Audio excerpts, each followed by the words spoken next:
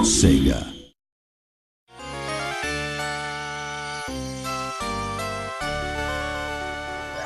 When I was thinking about what people remember fondly about the game, at the time I think it was enjoying the thrills and getting the timing right when they played it. I think enjoying the game world and experiencing the fantasy world of Disney were a big part of it too. What they'll see in the 2013 version will be nothing like the old game in some sense, but I'm hoping that players can relive the same emotions when they play it.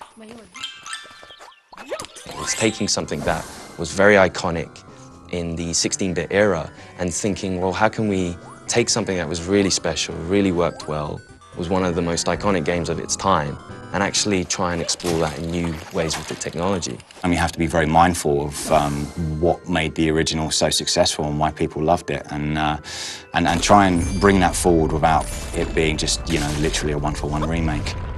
There were a lot of unique games at the time in terms of graphics or the general atmosphere of the game. Even among those, this game made an impression that still lasts. And now it's being remade. The fact that we're bringing back something nostalgic that people remember fondly as a game they enjoyed years ago, to me, is the epitome of Disney.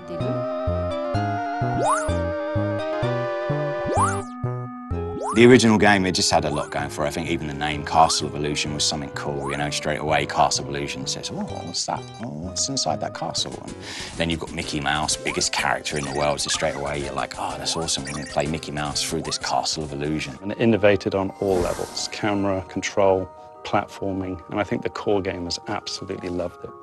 So that in essence, it's a very simple platformer, but it grabs the magic of Disney, the magic of Mickey. It was my first time making a game, so I came up with ideas I thought might be interesting and things I thought would help flesh out the fantasy world without being hesitant about how difficult or unconventional they might be.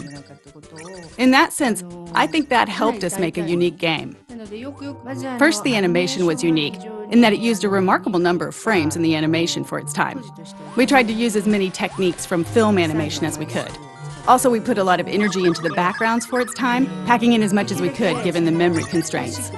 I think both efforts paid off in terms of the game's graphic quality. A Disney animation is always moving, from beginning to end. At the time we were making our game, if you didn't do something on the controller, nothing would move at all. So we thought, if we want to bring Disney animations to life, we need things moving on the screen all the time. These days you see it in almost all games, but at the time, we were one of the first games where your character would move even when you're not doing anything.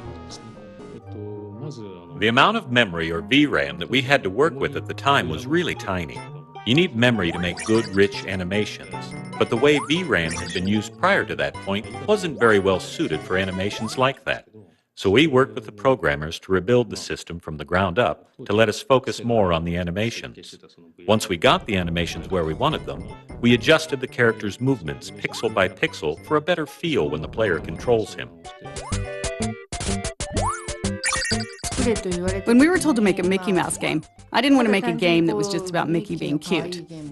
Our focus was on how we could include the Disney World view from their classic movies. So rather than Mickey Mouse alone, we drew inspiration from the various classic movies that Disney's produced.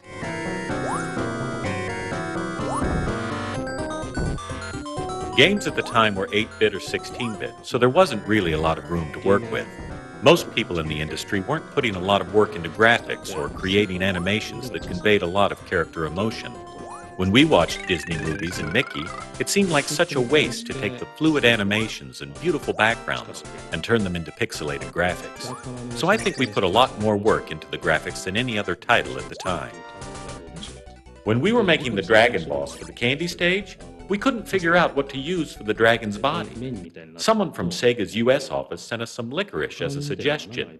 Most of the team hated it, but I couldn't stop eating it. I was holding one of the hollow ones in my mouth and breathing through it like a straw as I worked, and ended up filling the whole room with the smell. When we were working on this game, I was focused on animations and recreating the world of Disney, and now, modern technology can deliver Disney visuals directly and cinematically rather than via blocky pixel graphics. The new game will be able to recreate the world of Disney movies on a level that we weren't able to reach. The world the game creates, and the game itself as well, will be that much closer to the world you see in the movies. People will be able to enjoy that as they play. The original game had this, and it's there in the remake as well. The essence of Disney, a positive world of dreams, peace, and imagination. It's the epitome of Disney, and I hope everyone enjoys that in the new game, too.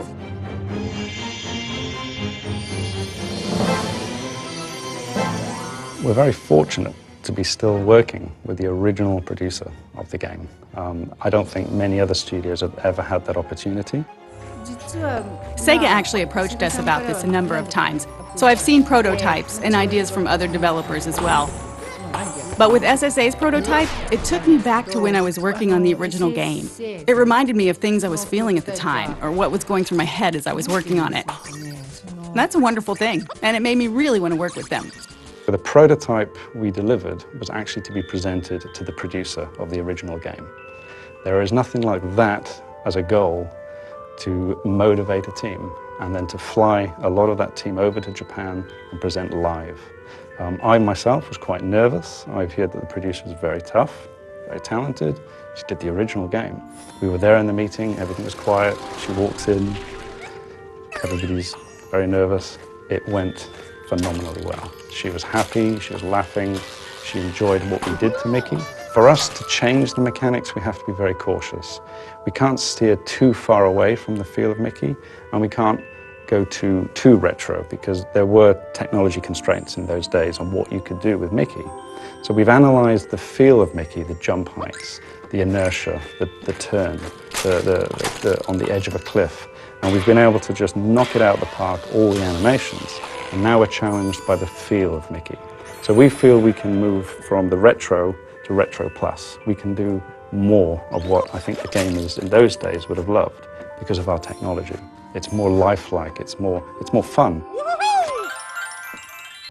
The lighting effects are taken into the account, the candlelight in the background. So all of a sudden the personality, the core pillar of the game, Mickey, is brought to life. And that's something that we really want to do with Castle of Illusion, is try and modernize Mickey, but put him in the context of what we had before in the original game.